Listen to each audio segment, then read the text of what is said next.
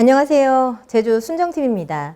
생명수, 이 세 글자를 들으면 제주도민들은 얼른 지하수를 떠올리게 됩니다. 하천수를 수자원으로 하는 육지와는 달리 제주는 지하수에 전적으로 의존하여 살고 있습니다.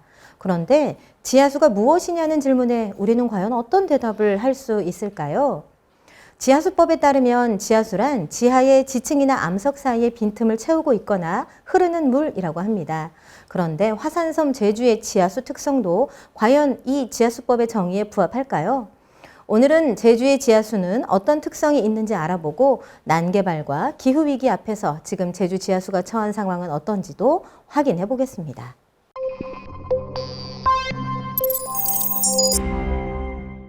말씀드렸다시피 지하수법에 따르면 지하수는 암석 사이의 빈틈을 채우고 있거나 흐르는 물이지요. 그런데 제주도청 홈페이지 물정책과의 지하수 정보관리 시스템을 확인해 보면 제주 지하수의 특성은 좀 다른 것 같습니다.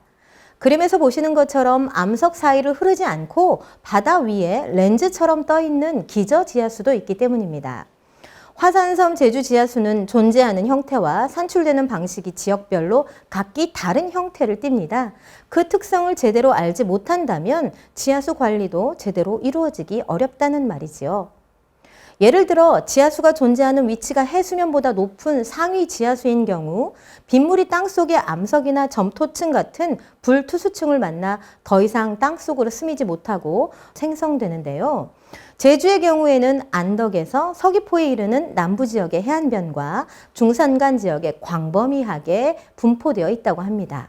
그런데 상위 지하수는 그림에서 보시는 것처럼 규모가 크지 않아서 강우량이 많고 적음에 따라 수량의 변화가 크고 계절별 수위 변화도 심하게 나타나는 특징이 있습니다. 영실, 돈내코, 어리목 등에서 솟아나는 용천수 양이 가뭄이 들면 많이 감소하는 이유가 바로 상위 지하수이기 때문입니다. 그리고 기저지하수 역시 제주 지하수의 독특한 특징을 드러냅니다. 기저지하수는 해수면 아래에 기저에 짜지 않는 지하수가 볼록 렌즈 모양으로 바다에 떠 있는 상태를 말합니다. 제주의 경우 기저지하수는 주로 동부 지역인 조천읍 신촌리에서 남원읍 남원리에 이르는 약 60km의 해안에 위치하고 있다고 합니다. 동부 지역인 구자와 성산 지역의 용천수와 지하수가 다른 지역에 비해 짠맛을 많이 느낄 수 있는 것은 기저지하수이기 때문에 나타나는 현상입니다. 그리고 광어를 키우는 제주의 육상 양식장이 분포한 지역이 바로 이 기저지하수가 있는 지역과 일치합니다.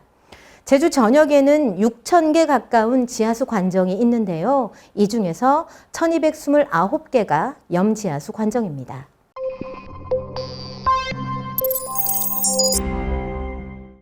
제주 지하수에 대한 이해를 돕기 위해 제주도청 물정책과의 자료를 좀 더 자세히 들여다보겠습니다. 이 그림에서 지하수의 시작점은 어디일까요? 네, 맞습니다. 강우라는 단어 보이시죠? 지하수는 빗물의 지하 침투로부터 생성되는 수자원입니다. 빗물이 지하로 침투되기 위해서는 빗물이 스며들 수 있도록 불투수성 물질, 예를 들어 아스팔트나 시멘트 등으로 덮여 있지 않아야 합니다. 화산섬 제주의 토양은 대부분 화산이 폭발할 때 섞여 나온 화산재나 모래, 자갈, 즉 화산 회토로 이루어져 있고 토양층도 얇아서 빗물이 잘 스며드는 특성을 지니고 있습니다. 인공적으로 불투수층만 만들지 않는다면 지하수 함양은 크게 문제되지 않는 조건이라는 말입니다. 그리고 제주도의 경우 해발 200m 이상, 즉 중산간 지역에서의 함양량이 평년 기준 전체 지하수 함양량의 65%를 차지한다고 합니다. 중산간은 연 강수량이 많고 숨골, 곶자왈 등 투수성 지질이 많이 분포하고 있기 때문인데요. 지하수 함양의 측면에서 제주의 중산간은 반드시 지켜져야 할 땅입니다. 하지만 최근 제주의 중산간은 난개발로 인한 불투수층의 증가와 급속한 오염원 증가라는 위기에 직면해 있습니다. 특히 1만여 개의 개인 하수 처리 시설 중 2천여 개가 중산간 지역에 설치되어 있는데 만약 제대로 관리되지 않거나 정화시설이 고장나 오수를 그대로 땅속으로 흘려보낼 경우 지하수 오염이 심각하게 우려되는 상황입니다. 게다가 오염원의 배출량이 많고 농도도 높은 가축 분뇨 배출 시설 역시 해발 200에서 600m 사이의 중산간에 꽤 많이 분포되어 있습니다. 이 외에도 폐수 배출 시설이나 쓰레기 매립장의 침출수 등도 심각한 지하수 오염을 일으킬 가능성이 큰 시설들입니다.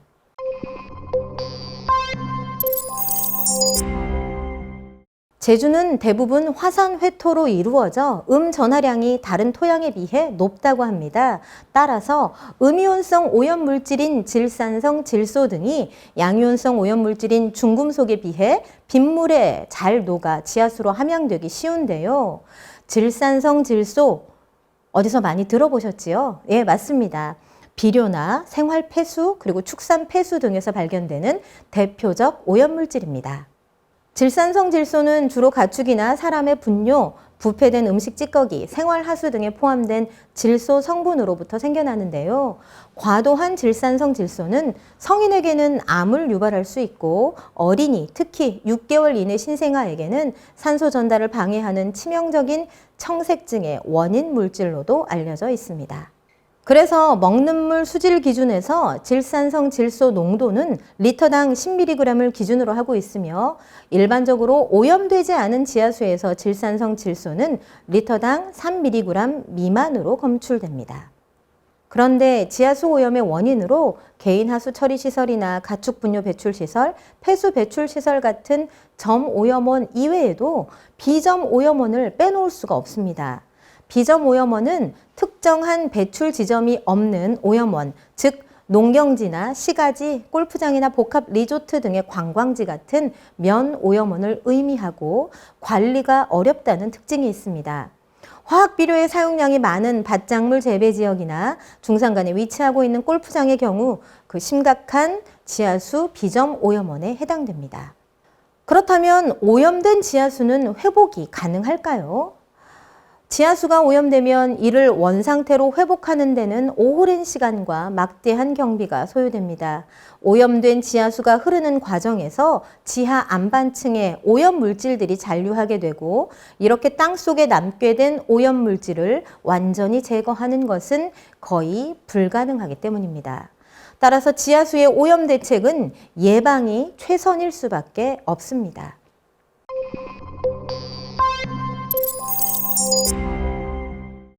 제주도는 지하수자원 특별관리구역의 지정 및 관리에 따라 도지사가 지하수자원 특별관리구역을 지정하고 고시하고 관리계획을 수립하여 시행하도록 되어 있습니다.